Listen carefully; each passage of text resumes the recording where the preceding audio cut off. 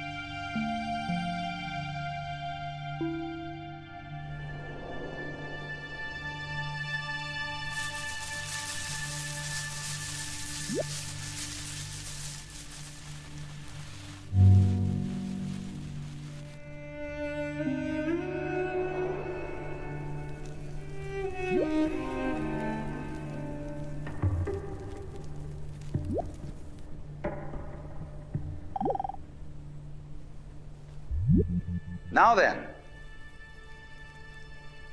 when you want to get control of something that wiggles, it's pretty difficult, isn't it? You try and pick up a fish in your hands, and the fish is wiggly and it slips out. What do you do to get hold of the fish? You use a net.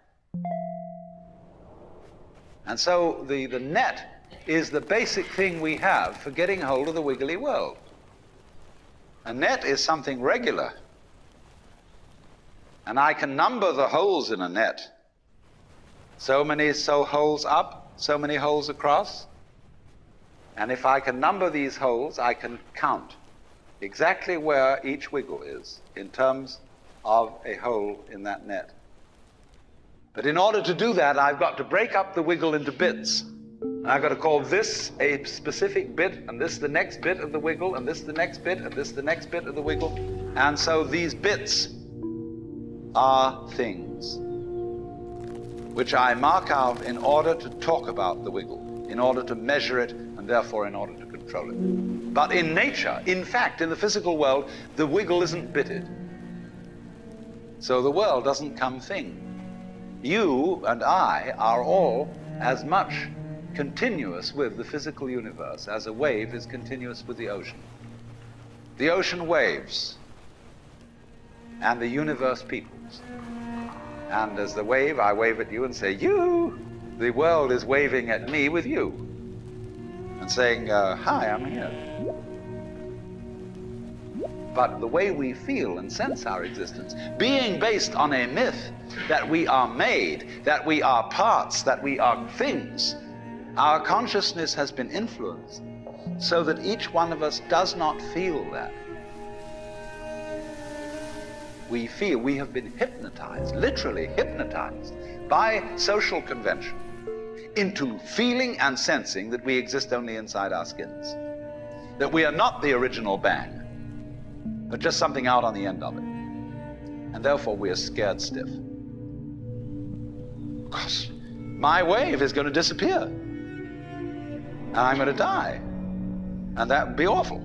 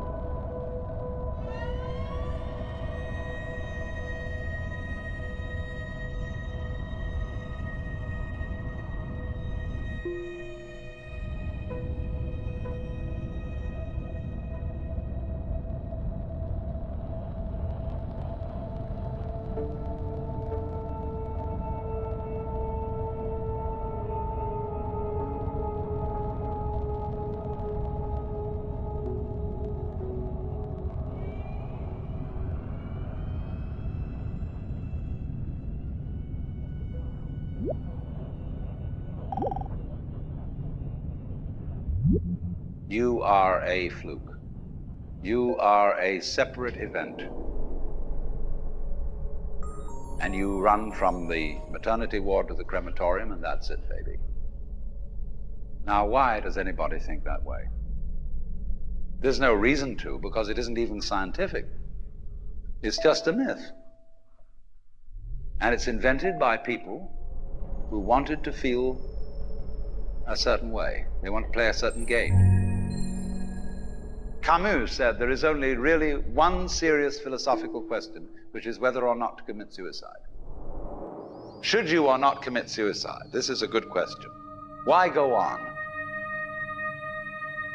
And you only go on if the game is worth the candle. Now, the universe has been going on for an incredible long time.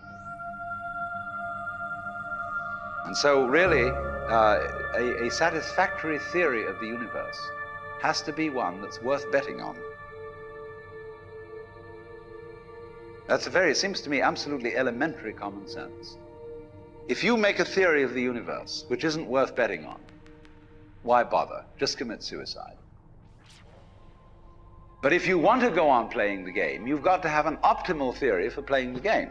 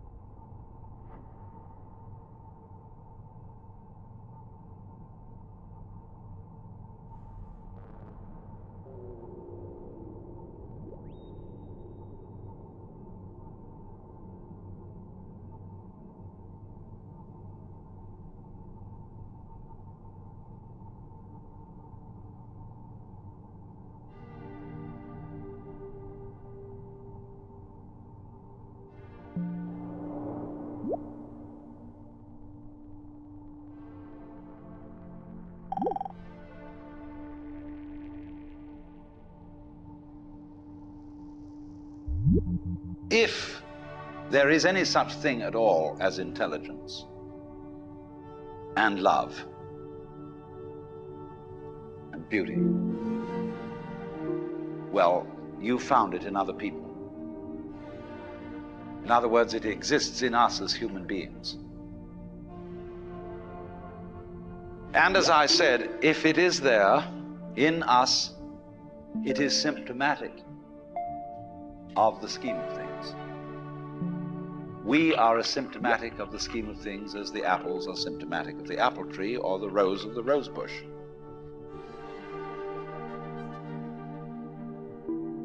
The earth is not a big rock infested with living organisms, any more than your skeleton is bones infested with cells. The earth is geological, yes, but this geological entity grows people.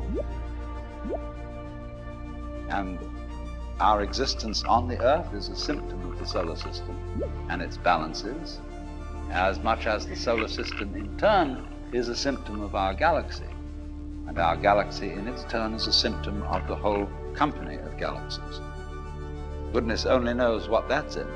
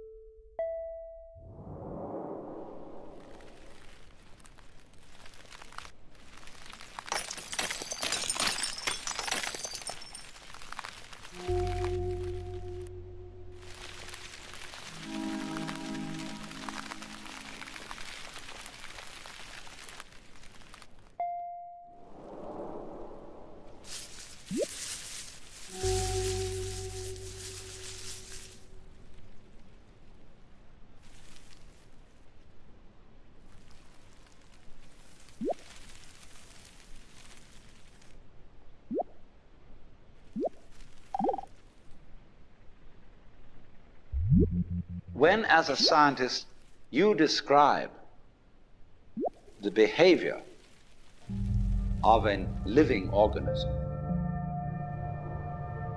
you try to say what a person does It's the only way in which you can describe what a person is. Describe what they do.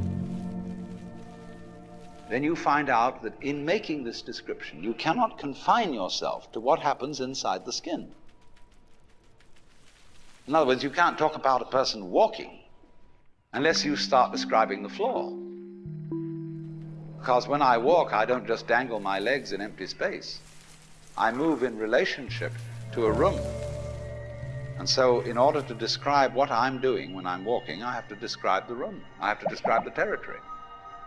So in describing my talking at the moment, I can't describe this just as a thing in itself, because I'm talking to you.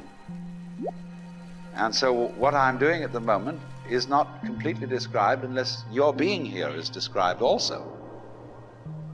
So if that is necessary, if in other words, in order to describe my behavior, I have to describe your behavior and the behavior of the environment, it means that we've really got one system of behavior. That what I am involves what you are. I don't know who I am unless I know who you are. And you don't know who you are unless you know who I am. In other words, we're not separate. We define each other. We're all backs and fronts to each other. We and our environment, and all of us and each other, are interdependent systems. We know who we are in terms of other people. We all lock together. And this is, again and again, the serious scientific description of how things happen. And any good scientist knows that what you call the external world is as much you as your own body.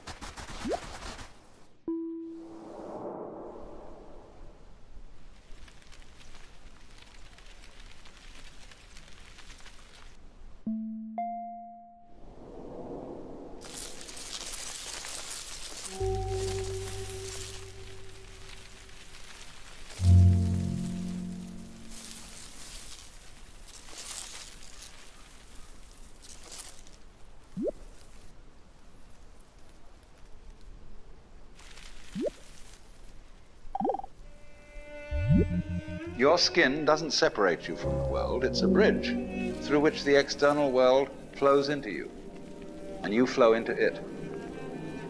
Just, for example, as a whirlpool in water, you could say, because you have a skin, you have a definite shape, you have a definite form.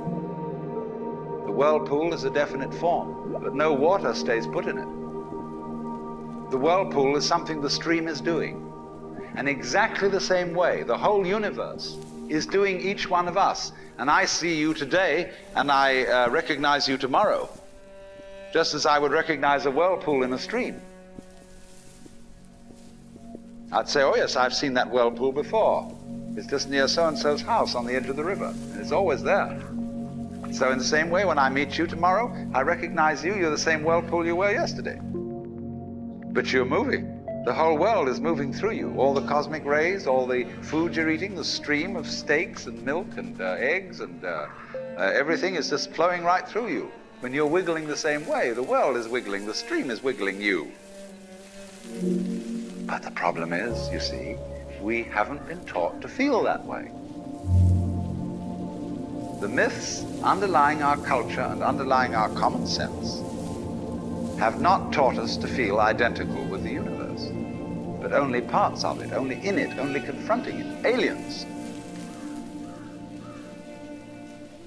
And we are, I think, quite urgently in need of coming to feel that we are the eternal universe, each one of us. Otherwise, we're going to go out of our heads. We're going to commit suicide, collectively, courtesy of H-bombs. And, all right, supposing we do, well, that will be that, and it'll be life making experiments on other galaxies. Maybe they'll find a better game.